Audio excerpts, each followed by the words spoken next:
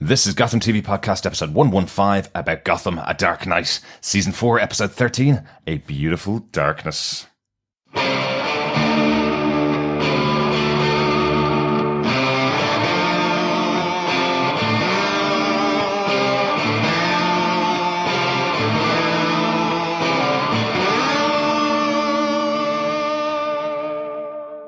I'm David Mazouz, and you're listening to Gotham TV Podcast. This is Drew Powell, and you are listening to Gotham TV Podcast. This is Robin Lloyd Taylor, and you are listening to Gotham TV Podcast. Welcome back, Gothamites. This is episode 115 of Gotham TV Podcast, and we're here to talk about A Beautiful Darkness, which is episode 13 of season 4 of Gotham. Yes, the darkness is beautiful. Mm-hmm. And also, dare I say it, batshit crazy. Yes. Yeah. Welcome back, fellow detectives. I am one of your hosts, John. And I'm your other host, Derek. We're going to slightly change up our podcast this week. We didn't have any feedback in time for last week's episode, but we got some afterwards. So we're going to talk about our feedback up front before we get into our discussion about episode 13 of Gotham. But first things first, we have something that we think might interest you. You're listening to us as a podcast, obviously, so you do like podcasts. You like something based on a comic book, because Gotham's based on a comic book. There is a new scripted podcast coming officially from Marvel next week on Monday, the 12th of March. Yes. It's going to be exclusively available over on Stitcher Premium, and it's Wolverine The Long Night, which is a 10-episode scripted podcast starring Richard Armitage. Yes, the awesome Richard Armitage. Not only was he in The Hobbit playing a angry dwarf, who had a gold lust, I think. Yeah. Or at least a gold, gem, and money lust. He was also in Hannibal, playing the Red Dragon, Francis Dolarhyde. Yeah, so we're big fans of Richard Armitage on this show. Yep. And so he is playing the titular character of Wolverine. Another angry dwarf. Yes, exactly. He's also very angry. Yes, so he is playing Wolvie the pint-sized berserker, and it's going to be released as one episode a week from Monday, March the 12th. Well, why are we telling you about it? Because, well, we think you'll enjoy it, firstly, and secondly, because we can give you a free month for every one of our listeners for Stitcher Premium, which will allow you to listen to each of the episodes as they come out. Just go to stitcher.com/premium and enter the code DEFENDERS, and you'll get your free month here. And each week, the episodes will drop for that month. And of course, if you like it, and if you like Stitcher Premium, then you can carry on after that. So definitely have a look, check it out. And this offer will be on till the end of September. Yep. So if you're listening back to us next year in 2019 or something like that, you have missed out your chance to get the code. But this code will be available until September to use. One free month of Stitcher Premium. Hopefully you like it. Let us know what you think. So, of course, head on over to any good or evil podcast and search Gotham TV Podcast. And we should pop up, and our lovely tones will be there with you in your ears. And, of course, a big shout out to Stitcher, where we are also hosted. And of course, you can go there as well and search Gotham TV Podcast. Yep, hopefully enjoy that and let us know what you think, as I said. Right, let's get on to last week's feedback. Our first piece of feedback on the spring premiere came from Annalise. Yeah, Annalise wrote into feedback@gothamtvpodcast.com, and she goes, "Hey guys, Gotham is back. I wanted to write this feedback right after the episode 12, but I wanted to process it a bit. It was not a perfect episode, nor near my favorite episode of the season. It did, however, have some good and not so good things to go on. I'll start with the things I didn't care for and end with the positive. My big issue has always been the recasting of Ivy. Even back in the beginning of season 3 with Maggie Geha, I will say my issue has never been with the actresses themselves, but more the showrunners' choices behind the recasts. From what articles said this recast was to have Ivy come together, her final evolution. Is she a Pokemon? I think the recasts were honestly to sex up the character, and it still makes me pretty upset. I understand that she needs to have a toxin and be sexy, but are all of the villains going to be established before Bruce becomes Batman? I am okay with some, but not all. Now that Ivy is a big, sexy badass, we are left with Selina, Jerome, and Jonathan, I guess Tommy too if he returns, as villains that are still around Bruce's age. I am also not sure what to make of Siren's new look. I quite liked it. the way it was, but I'm willing to give it a chance. Now to the things I liked. That plot twist with Ed was brilliant. I always had it in my head that his other personality would take over and Ed wouldn't remember what had happened. As you know, Sean is one of my favourite cast members, and I was so happy to see him not making tea. This whole story arc, this episode, made my heart break. I will be interested to see if he and Harvey team up, and for what, while he is still unemployed. Looking forward to having the podcast return. This is kind of interesting. I love the Ed plot twist, absolutely. I'm really pleased that Ivy is coming into this show as more than just a peripheral character. I think that's where my kind of issue with the recast comes from, is that we've had Ivy since the beginning and loved all the actresses playing it. Yeah. But they've never, I felt, utilized the characters' potential with the actresses that they already had. And now, certainly for this episode 13, we really do get Ivy flexing her muscles here. And I just wish we had seen that from some of the others. I mean, we got a hint at that with Maggie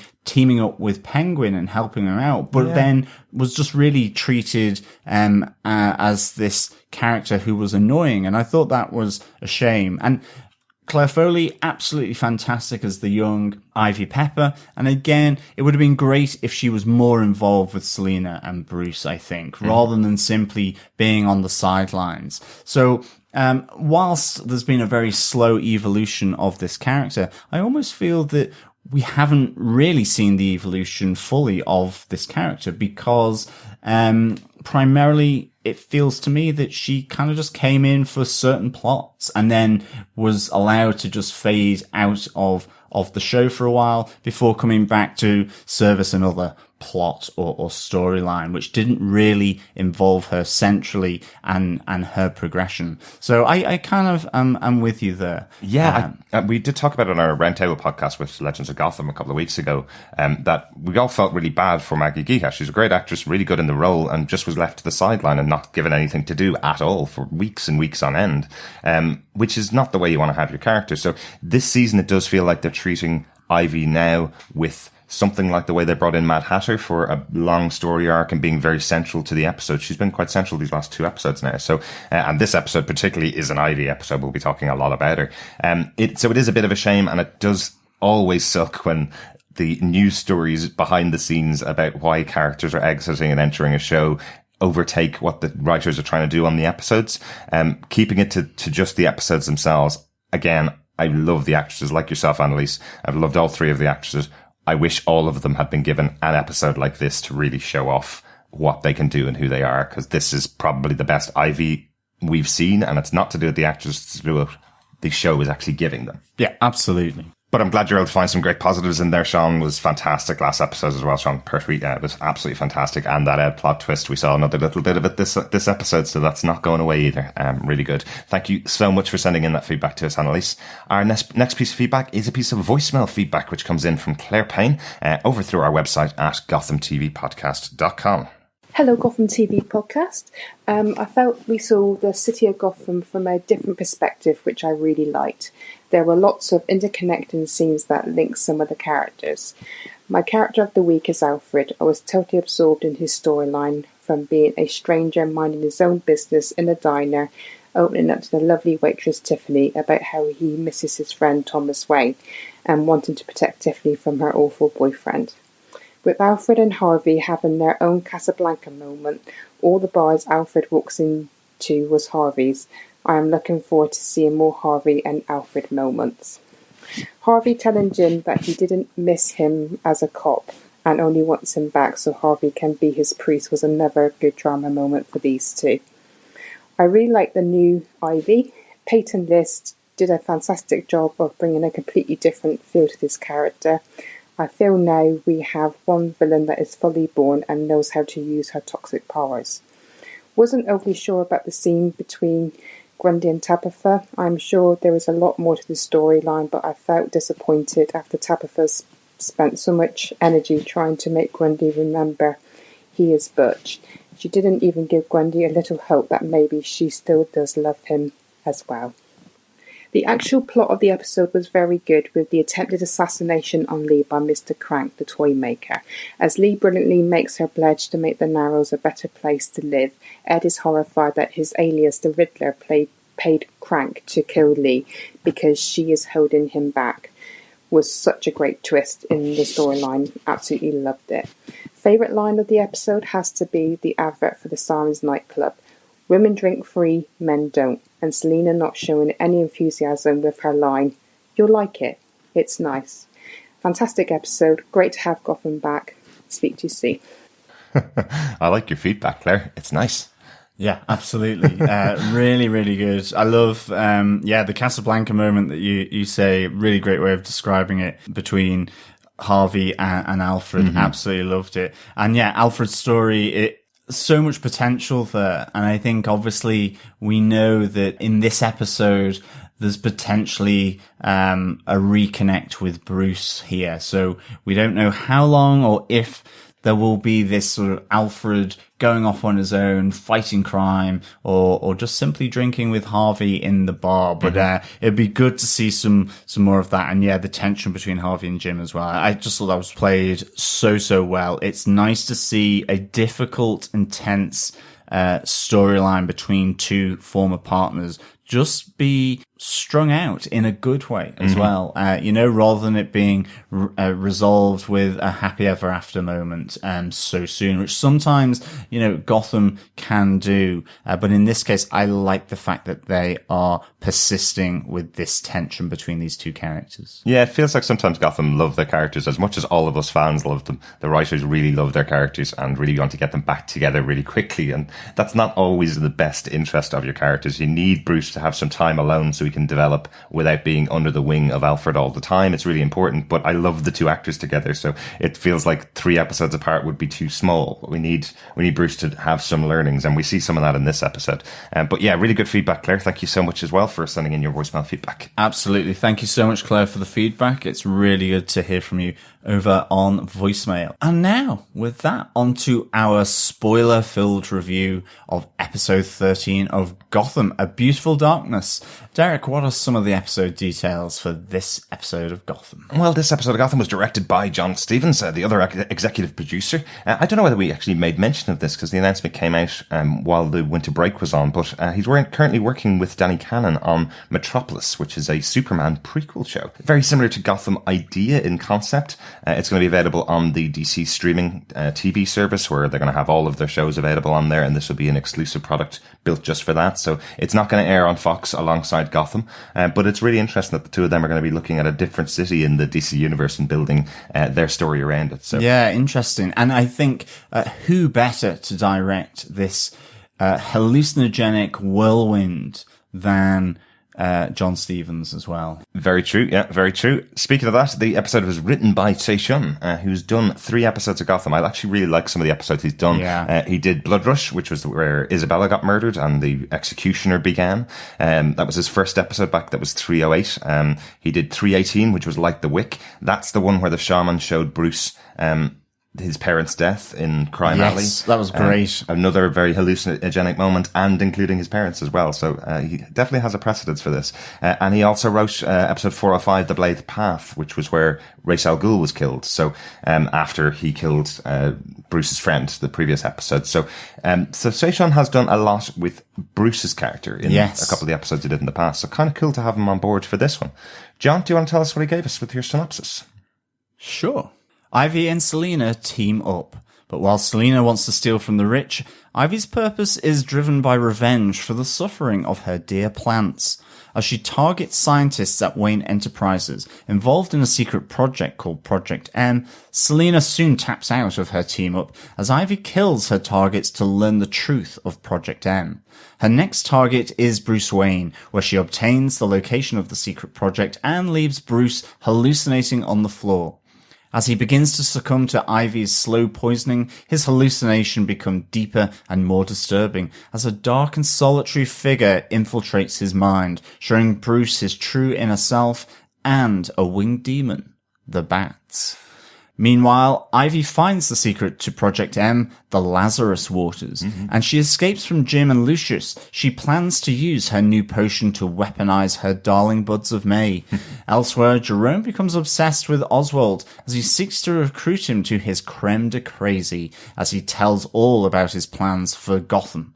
As Ivy's poison brings Bruce close to death, he is saved by Jim, who gives Bruce the antidote. As he lifts from his hallucinations, Bruce knows who he is, and what he must become in the city of Gotham. Yes, indeed. This was, I think, really, really cool how they brought in the bats here. And it was just so good actually to have Bruce, slowly being poisoned by Ivy. I just thought it was really good. And all these hallucinations, we have Jim Gordon with a British accent and a moustache. And weirdly, crazily, surreally, we have Harvey Bullock with a hen. With a chicken, yes. With a chicken. And chickens are very cockerel. popular in Gotham, remember? Yeah, there was some excellent stuff going on in the episode. We've joked in the past about the marketing for Fox and how they do their episodes, previews and that kind of thing, where they usually show the last 5 minutes of the episode, get you excited that the whole episode's going to be based around those 5 minutes, and then you end off having an episode where lots of interpersonal drama, let's say, is going on between the other characters, and then the one big moment that you want to see, you've already seen in the trailer. What's nice about this is I was not expecting the Ivy side of this episode. We interviewed David Mazouz. He told us Ivy was going to do something very big. I was not expecting it was going to be this big. And it almost, for the first time, overshadowed a Jerome storyline. Yeah, I mean, this is really, really important. And I actually think it did overshadow Jerome's storyline. And I think on our case note 1, Project M, this is where Ivy is searching for the killers of plants. And we mentioned on the episode last week about how she has seen and she's targeting Wayne Enterprises for the death and suffering of plants, trees around Gotham. That's who she has got the crosshairs on. And here we see that Ivy Pepper, or as we certainly should be calling her now, Poison Ivy, it is her that exposes him to the darkness and really gets him deep down into the Batcave. We see the bats and we see this menacing figure, as well. So really, really good. And I think it absolutely works. And of course, you do have to broach this issue of Batman and Bruce Wayne, and that they are one and the other. And I think we get that.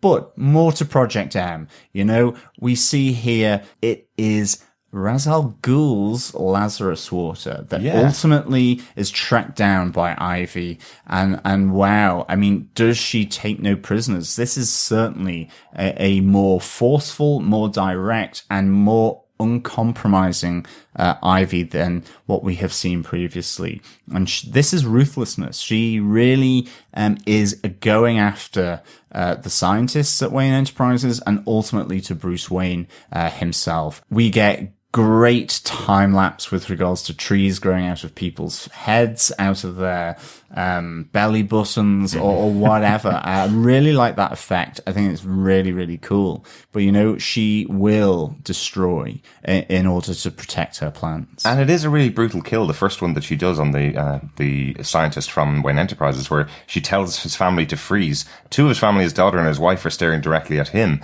and then she does this amazing kill of him as a tree, or ivy obviously, grows out of his throat, killing him right in front of their eyes. And that's what turns Selina off. That's what makes Selina run. It's not just because she killed someone, it's because she's killed someone right in front of their family. So it feels much more brutal to Selina than she's seen Barbara kill people before, I think.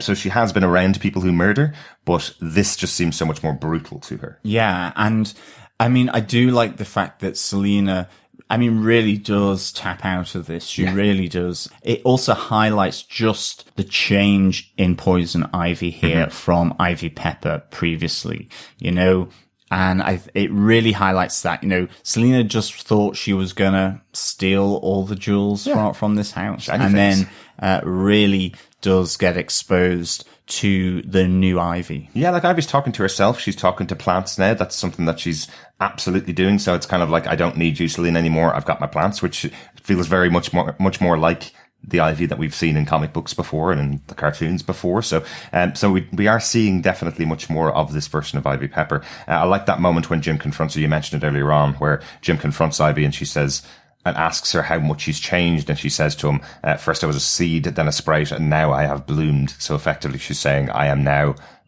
Gotham's version of Poison Ivy. And absolutely. I see it. It was also great to see lots of Lucius Fox in this episode. Yes. Because of his interaction with Ivy. I loved those moments when she's taking control of him, and just that lovely smile on his face as he's telling her how beautiful she is. Absolutely. Besotted Lucius Fox was really, really fun. Yeah. I really enjoyed that performance. And we also see that he's directly involved with Bruce as well, with regards to Project M. So is this one of their side projects, like we see in the movies, where Lucius and Bruce have worked on something in top secret and nobody else knows about it? Is this the first one like that? Other than, I know they were trying to hack the computer, weren't they? Yeah, together. But there was also the proto-batsuit for climbing. So, I mean, here I think we see Lucius Fox absolutely intimately involved with Bruce Wayne. Okay, he's not Batman yet, but that idea of helping him out in order to stop crime is there in the DNA of this relationship between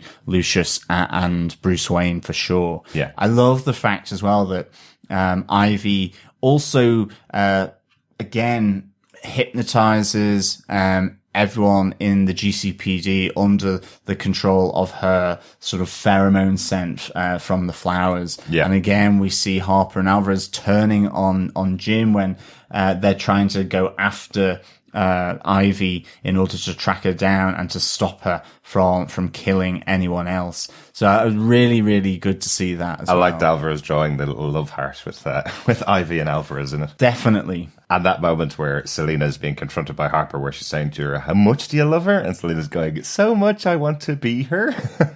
And Jim's just pointing out, you're not selling this at all. I love those moments with the GCPD. It's nice to have some hero characters in the GCPD. Remember, we used to have a lot of people that stood out in the GCPD in the past. So it's nice to have Harper and Alvarez there, some named characters, because Harper's no longer there, there's no big villain that's standing in the middle of the GCPD, other than Ivy for some moments. So it's nice to have some characters that we can point at and go, we know them. They've been around for a while. Absolutely. And when Jim comes back to the GCPD later on, I love the fact that you initially think that they're still under the spell of the pheromones, but then Harper's kind of like, no, it's gone. We're just kind of embarrassed now that we behave like that. So really, really good. But Jim tracks her to this massive greenhouse facility owned by Bruce Wayne and Wayne Enterprises, where then she has Lucius hostage, threatening to slice him open so that the Ivy poison will run through him. But in the end, she is allowed to escape in exchange for the antidote in order to save Bruce's life. Yes, very cool. I love that moment with Lucius as well, saying that he's learnt fighting during night school. And Jim just gives him one swift punch and knocks him out. I thought that was quite fun. Yeah. That's the most about Project M. We'll obviously come back to Hallucination Party a little bit later on, because there's so much more stuff to unpack in there. But our case note number 2 kind of has to be two of the biggest and most popular characters on Gotham, really. Jerome and Penguin working together. Absolutely. Kind of. Yeah, make him laugh. Here is Jerome and Penguin. And Jerome is looking to bring Penguin on board with his plan. Really that Penguin does not like Jerome. He sees him as a threat. He sees him as a challenge to his own power base. And, here, Jerome, none of that. It's like water off a duck's back, really. Yeah. He is absolutely trying to needle Oswald to bring him on board for his creme de la crazy that he is planning for Gotham. I mean, it's really interesting that we hear that Jerome doesn't necessarily need to be in Arkham Asylum. Mm-hmm. Oswald says you could escape at any moment. Why not? Because he's building together the people that he wants to be in his army for his creme de la crazy. Yes, and I have to say, once again, Cameron Monaghan knocks it out of the park in this episode. I love that he's so driven by his goal that he's just going to drive Oswald crazy and make him just as crazy as he is. Effectively, that's his challenge. He wants to make him laugh. He wants to get him to get out of his bad attitude. I love how cool it is and how much he pushes him. I just think it's really, really good. How do you stop a person like that who won't stop? They just keep pushing you over the edge until you eventually break. And the moment that Oswald breaks is effectively that he sends out Dietrich, the last person that had been abused by Jerome, to wee on the floor, and then he tries to electrocute Jerome with a lamp, ending off electrocuting and killing Dietrich. Yeah, so poor Dietrich. I do like that moment. I think it's really, really good and very smart, as is pointed out by Jerome. Let's also remember that he does try to gut him with a spork as well. Yes, which is both a fork and a spoon, indeed. Really, really good. I also really got a sense that there was a darker hint to Jerome. I mean, Jerome has always been dark, but it has really been portrayed very brightly, like the mirror standoff between Bruce and Jerome. Yeah. It's all been kind of flamboyant to an extent. And here I felt there was an element where there was a tone down from that. And because it was set in Arkham, it was much darker. And I felt a darker, more brooding Jerome, actually, in this performance for this episode. That maybe, that darkness, that the Joker absolutely has, it is just being exposed a little more by the performance with Jerome here. Yeah, I get that. There were some very funny moments in here. The original dance moment for Oswald, where he's put up on the tables and told to dance for him. Very funny when they make the dress out of the prison costume. Absolutely. And that bow tie. Excellent. Hilarious. But how Oswald actually gets out of it is fantastic. Yeah. Miming his way out of his problems in a box until the point that Jerome eventually joins him in the mime, tries to stab him but can't stab him because of the invisible wall between the two of them, then tries to get inside the box with Penguin, but he hasn't ducked his head, so he smacks his head off the invisible wall. It's just fun seeing the two of them play together in this. Seeing Absolutely. Oswald and Jerome play, and obviously Cameron Monaghan and Robin Lord Taylor play and have a bit of fun with these characters. Big time. Really, really good to see that. And there was one other moment in Arkham as well. We get a kind of reunion for Oswald and Ed Nygma. Yes. Really, really good. And I loved the fact that, by the end of it, Oswald is there going, you're still inside there. The Riddler is there. Mm-hmm. Absolutely can't wait to get out of Ed Nygma's body. And that was really, really good because it almost invigorates Oswald to try and fight against Jerome as well. He leaves him the riddle and he knows that his old friend is in there. And with everything that he's gone through, is probably wanting to reconnect, maybe. Mm-hmm. Yeah. And I think it's important here to try and work this out because I was trying to work it out while watching the episode. Oswald's friend is Ed, not the Riddler. He hates the Riddler. The Riddler is what tried to kill him. The Riddler is the bad side. I think what they were showing us at the end of the episode when Oswald's writing the letter to Ed Nygma is that he's writing the letter to Ed Nygma, not to the Riddler, because he's saying you have to say my name to release me from this prison. So it's Ed Nygma that's now been hidden by the Riddler. The Riddler came to taunt Penguin in the prison. So I think that's the way around. Yes, okay. Do you think that's right? So it's Ed Nygma that he needs to free from the Riddler's grip if he wants his old friend back. Yeah. There you go. Took me a while to get it. Yeah, no, absolutely. But I think that's what's happening. John, do you want to take us on to just a note for Case Note 3? Yeah, absolutely. We have Sophia Falcone, and her control of Jim and how that's, beginning to change. And it's like, okay, wow. I mean, last week you mentioned about the League of Evil Exes in Gotham, and Jim, will he have to confront them? And here we have one of Sophia's goons in the GCPD cell, and James Gordon is really being stubborn and is not going to release this guy, even though Sophia is wanting him out. And she's kind of like, did you not understand the deal we had? And I really liked how then, she finally calls him up and says, look, that's fine. I don't need this guy. You can, I don't want to be exposed either, because we have that moment where Jim kind of goes back and threatens her to say, if I'm exposed, you're exposed. And in the end, she kind of phones him up and says, I don't want to be exposed. You're right. but I have other ways of getting to you, and just hangs up. And the look on Jim's face, priceless. Yes, yeah, absolutely. But he definitely shouldn't have let that guy out of prison, regardless of his arrangements with Sophia, because that effectively would be exactly the same as Penguin's licenses, which he spent half of a season of the show trying to get rid of. And effectively, Sophia's set up another version of that. So totally right of him to completely ignore her. But I thought it was quite interesting that she's sitting down in Siren's bar with Barbara the first time Jim walks in to try and find Selena. And then the episode ends with her sitting down with Leslie. So this, as I say, the League of Evil Exes getting together, like in Scott Pilgrim, to go after Jim Gordon. So will we see Valerie Vale come back and join up with this gang of evil exes, even though she wasn't evil the last time we saw her? So will she come back as an evil character? Will we start getting them coming back? Who knows? But I think it's going to be interesting times for Jim. And especially if he gets that old earwig, that fluffy earwig on his top lip, for sure. Because, you know, at Bruce's hallucination party, it's our fourth case note, we see Jim Gordon with his iconic moustache, and his not so iconic accent. Yes, that was quite interesting. Why is everybody British around Bruce? I don't know. Is it just because Alfred's been around him a lot? Is that the accents he hears in his head whenever he talks? Even Harvey had like an East End London accent as well, and he was playing his butler carrying a chicken, right? I think so. What was going on? I'm not entirely sure what was going on here, because yes, Master Bruce. It was Bruce's hallucination party. Is that, you know, what's it trying to say?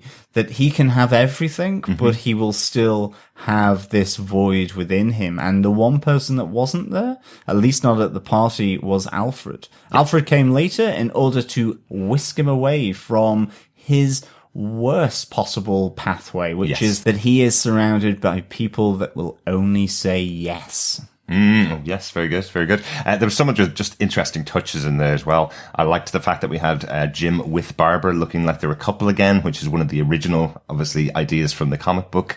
Again, the mustache, as you say, comic book Jim Gordon.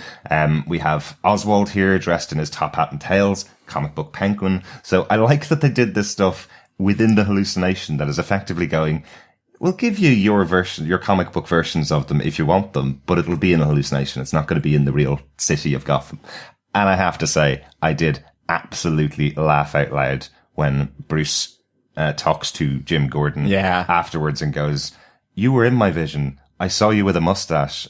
And Jim replies, "Clearly that's a very dangerous toxin." I just thought it was hilarious. It's real. It's very trolly from Jay Shun, the writer of this episode, but it is hilarious. Yeah, absolutely. I love that fact because, I mean, the moustache was certainly off-putting because now we've known Jim Gordon for 4.5 seasons where he hasn't had a moustache. So it is really odd to see that moustache plant itself underneath his nose there.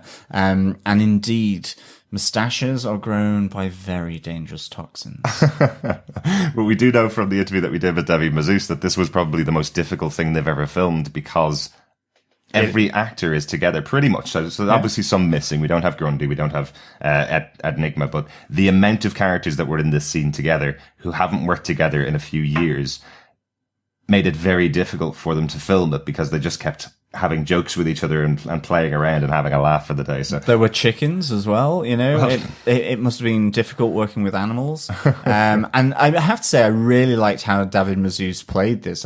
It kind of reminded me back with, you know, Playboy Bruce, whether it was at the auction or in the club. And it is that moment where, you know, that persona that becomes the main driver for him and he is surrounded by yes men. But of course, the hallucinations also provide another aspect to his own personality.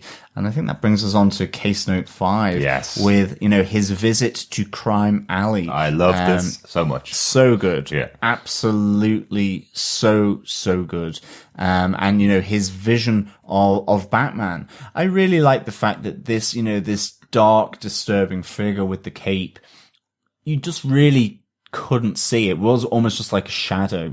I really enjoyed that. I thought that was the great way of playing it, not showing any details, not showing any of the iconography other than the silhouette with the cape. I mean, you didn't even get a sense of bat ears and that either. So I thought that was really, really good. And again, taken to where his parents were killed, coming full circle back to that absolute seminal moment in his life that he has been thinking about and ultimately will define what path he takes. So really, really good to see that.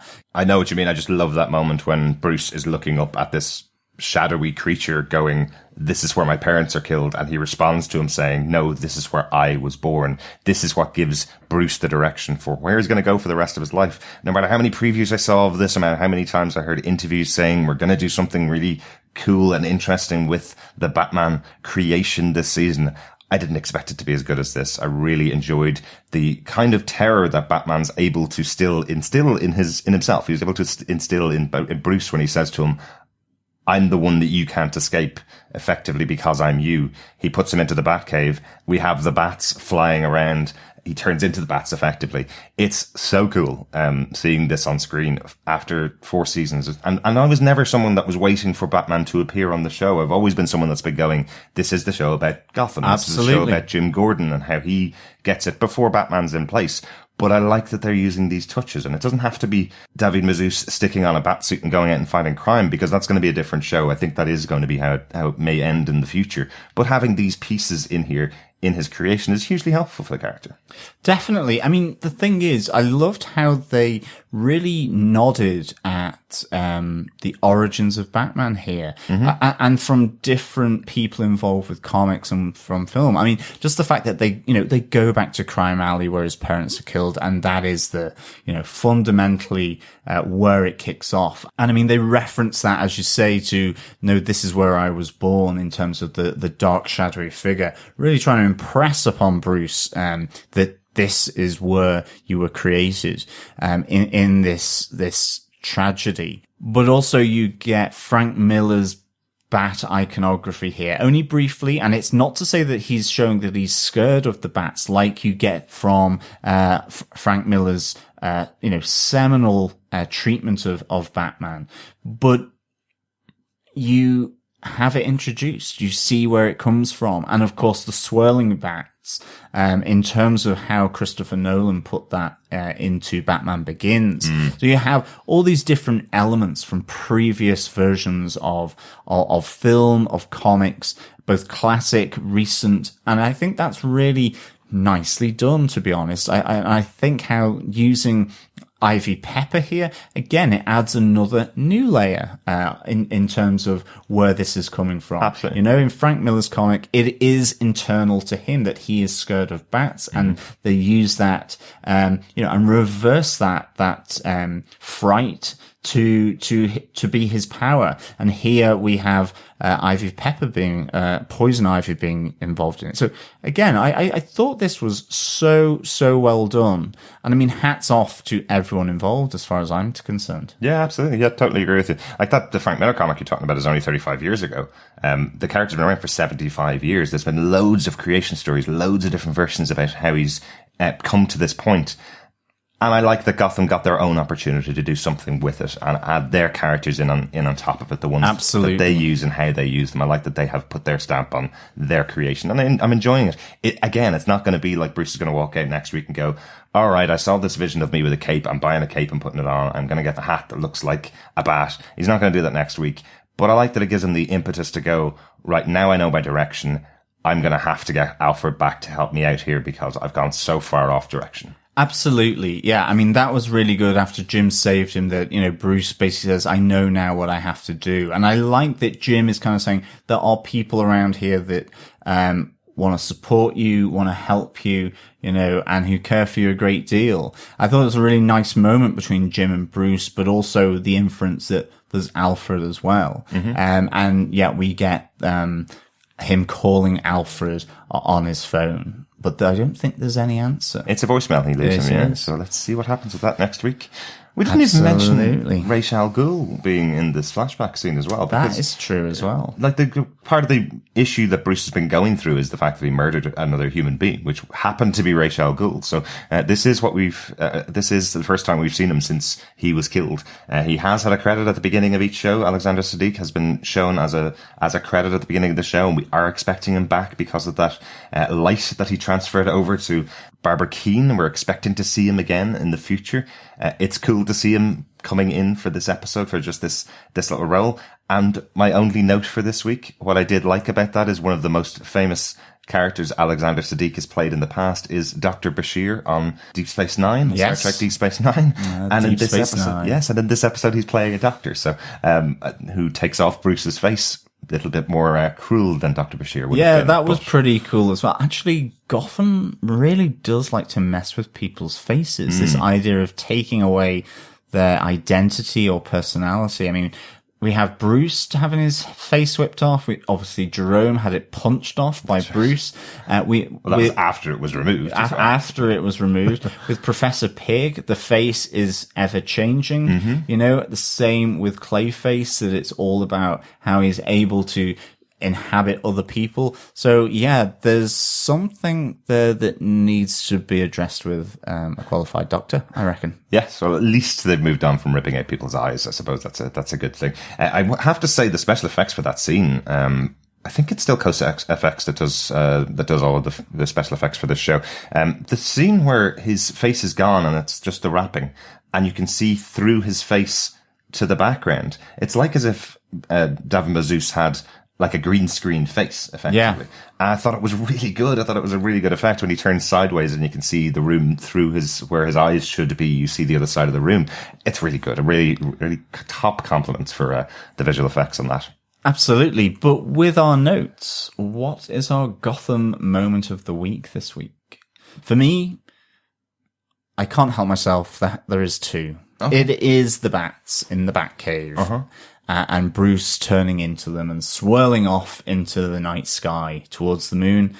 Absolutely. I actually think they did it really well. I mean, I think they owned it, you know, without trying to sound like Louis Walsh. They made it their own. And I really, really enjoyed it, how they did it, you know, and fair plays to them. But at the same time, I also do like Ivy with the family around the dinner table. That was just cruel. And it was so good. So good. Yeah. And my moment of the week is Bruce's hallucination party because it's so weird and interesting and gives us some great moments for the episode. And you know what's shocking? Again, in the episode that brought back Jerome working with Oswald, that's not our moment of the week. This is showing how good Gotham is getting now to me. If we can have an episode with their biggest guest star who always comes in and increases the ratings, definitely. And rightly so, he's a great part of the show. But that he's not the best thing in there, is kind of surprising to me. But he was great. I've got a Gotham character of the week this week. It's my favorite moment in the episode. It is as Bruce is recovering from yet another hangover, probably because of the gin he's been drinking. And we have the talking parrot reiterating what he's been saying over and over again. It takes a lot to get a parrot to say specific words. And the parrot goes, another shot, I'm going to throw up, which I think is hilarious because it sounds like this is something that's happened every night for the last week. Someone has been in the house saying, another shot, I'm going to throw up. And the parrot's now picked it up. Absolutely. I think he actually went, another shot, I'm going to throw up. Well, I didn't want to do the parrot voice. So, but well done, John. Yes, I don't know whether it sounded slightly like Yoda there, but nonetheless, yeah. I just thought it was hilarious. A really, really other great moment in a season that's been pretty dark. There's not a huge amount of moments that you laugh out loud at. And I've got 3 this episode, I think, that I've mentioned. John, how would you rate this episode? Well, I'm going to keep with the animal theme this week, and I'm going to give it 2 ratings because we have an animal that brings light and an animal that brings darkness. But yeah, for me, I think given what this episode did in terms of showing Bruce the path that he's going to go down, dealing with such iconic iconography with bats and that tale of Bruce Wayne realizing his destiny, I'm giving this 5 clucking chickens out of 5. And you can read into clucking what you will. But having said that, because of the bats that were introduced, I'm also going to give it 5 big bats out of 5 as well. So that's 10 out of 5. It's 10 out of 5. Wow. Yeah, absolutely. Or no, it's the light clucking chickens and the dark bats, really good. And again, I think having Ivy being involved with that storyline of Bruce, as well as her sort of just revenge through Gotham targeting scientists, Lucius, the GCPD, having her and Selina team back up, having Jerome and Oswald in just really nice, more than nice, just perfect comedy moments in Arkham Asylum. I mean, and this was a crazy episode, but it brought so much. And I think the hallucination party, the visit to Crime Alley, all of these things really built on what they have done in Gotham, I think, since the start of season 3. Yeah. And as well as the foundations laid in season 1 and season 2. Absolutely. But I think this was fantastic. And I am really looking forward to seeing what they do in the next episode. I totally agree with you. After this episode came out, I've actually seen quite a few reviews, and some of the bigger publications are going, if you gave up on Gotham, you gave up too early. This is a fantastic episode. And I'd agree with you. I think this is one of the best that they've done. It's great to have a scene where we have all of the characters together under one roof. That's always good fun. To have it be a big hallucination with lots of weirdness going on. Hilarious, some really good fun in that scene. It must have been brilliant to film. And having those big iconic moments in there were great. Seeing Ivy at her best, it's just great that any of the actresses that got to play her got to do a role like this. So delighted about that. I think it's time to get on to our feedback. And the first piece of feedback I want to talk about is just a really quick one from Doug Green over on Twitter. Just after the episode was out, going, they're promoting next week as crazy. If this hasn't crazy, how absolutely batshit crazy must next week be? Absolutely. Okay, that is going to be one interesting ride. Roller coasters, crashing planes, you name it. There is going to be a absolute ride. If this episode wasn't crazy and the next one is supposed to be crazy, wow. Well, this show has already given us trains on fire, so yeah, there's so much more crazy to go. I'm looking forward to it. And our other piece of feedback comes in from Claire Payne on email. John? Yeah. Claire Payne goes, another brilliant episode of Gotham. I have a few characters that I could nominate for Character of the Week, but for me personally, I choose Lucius. I love you, Ivy, says Fox. What Gotham is now doing with the evolving Ivy is excellent, and the pace of her story arc has come at the right time. I really liked how Lucius lied to Jim about not knowing why the botanist's briefcase was stolen, and how Lucius reacted under Ivy's toxic spell. Absolutely. We all love Goofy in Love Lucius. It was the funniest moment, and he knows a lot more about what is going on at Wayne Enterprises than he lets on. Absolutely.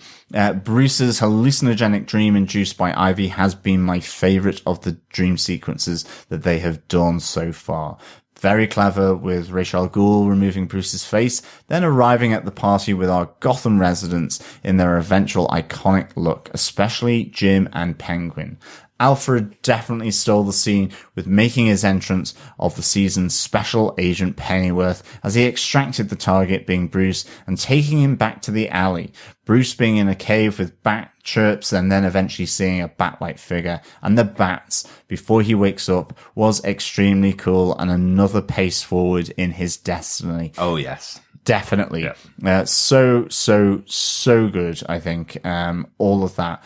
Really, really good. Couldn't agree with you more, Claire. It's so cool. And that moment with Penguin wearing his iconic outfit, it is just a little pity he didn't have the monocle that his father wore in season 2. It would have been cool to have him with the monocle, because that is one of the things that Penguin has. But hey, look, we got him in a top hat and tails. Absolutely.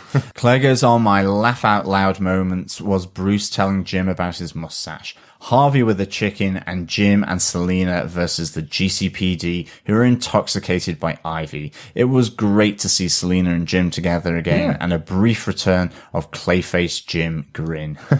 The Gotham promos are very clever, as the interactions between Oswald and Jerome did not play out like the promo indicated. What I thought brilliant was Oswald and Jerome didn't end up being Arkham buddies by the end of the episode. And Claire says the actual interaction between these two characters was fantastic. We found out Oswald hasn't tried to escape Arkham, otherwise Sophia will kill Martine. Jerome brutally trying to bring out the Penguin that he has heard about in whatever way he can was genius. With a surprise visit from Ed, there is hope for Oswald getting out of Arkham. A short, intense scene from these two, but you just know there is going to be a very interesting story thread attached to it. The question I felt we were left with was, how does Jerome want to use Penguin in his escape from Arkham and then turn Gotham into the asylum? Absolutely. This will be really interesting. I even wonder whether Jerome knows about Enigma and the Riddler, and will ultimately use that relationship to bring the Riddler into his creme de crazy as well. Potentially, yeah. And I have to say, I loved that Oswald pointed out how much Jerome was in control of Arkham. It feels like he doesn't have an escape plan, effectively. It's just gets one of the guards to open the doors and let him out, because he is in control of every single guard in there. He's in control of every single inmate in there, it seems. So yes, he's just staying in there trying to round up a bunch of people. I'm really hopeful that we're going to see Mad Hatter very soon. I'm hopeful that we're going to see potentially the Executioner back in the show. We're hopefully going to see lots more villains that Jerome's going to get on board. I just want to call out one little thing that Claire has put in there. I put it in my notes and actually didn't mention it in the episode, but yeah, I thought it was quite interesting that Oswald says he hasn't broken out of Arkham because then Sophia will kill Martine. Did we know that? Did we know that she has any access to Martine, or is that just that Oswald is saying Zaz knows where he is and he will now, by this stage, have told Sophia? Yeah, I think it's that. To me, I think it is very much the fact that Zaz has moved over back to the Falcones, and Zaz knows where Martine is. Right. So he's just assuming that if he breaks out, Martine's dead. Okay. Yeah, absolutely. Claire finishes off with, I just want to mention Michael Maddy, who does the special effect makeup on Gotham. What he has created with Cameron for Jerome is superb. Ah, yes. Absolutely, Claire. A real nice evolution over time. More of that buzz cut now, and the extension of that smile really is paying off. And I love the wounds and the scabs that are still there from when he had his face cut off. Yeah.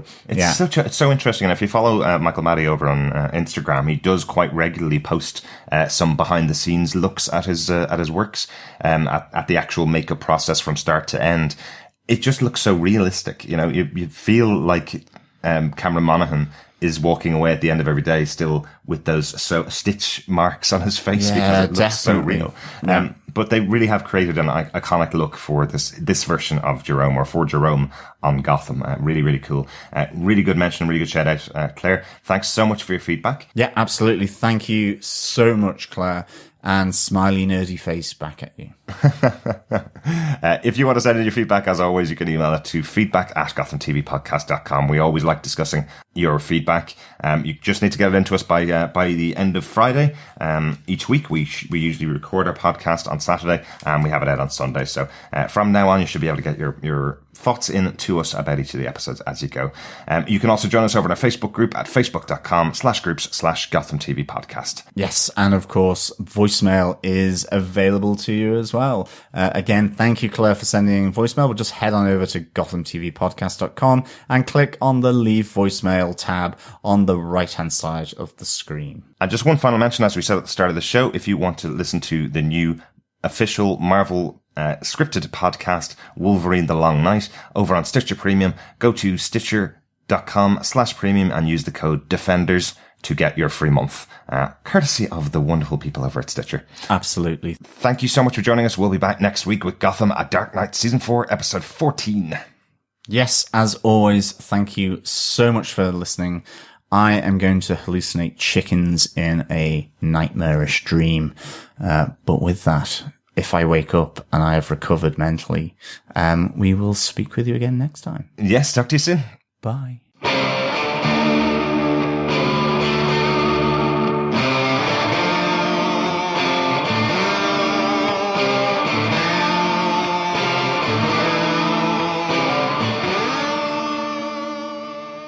Thanks for being a Butch supporter. Butch loves you, baby.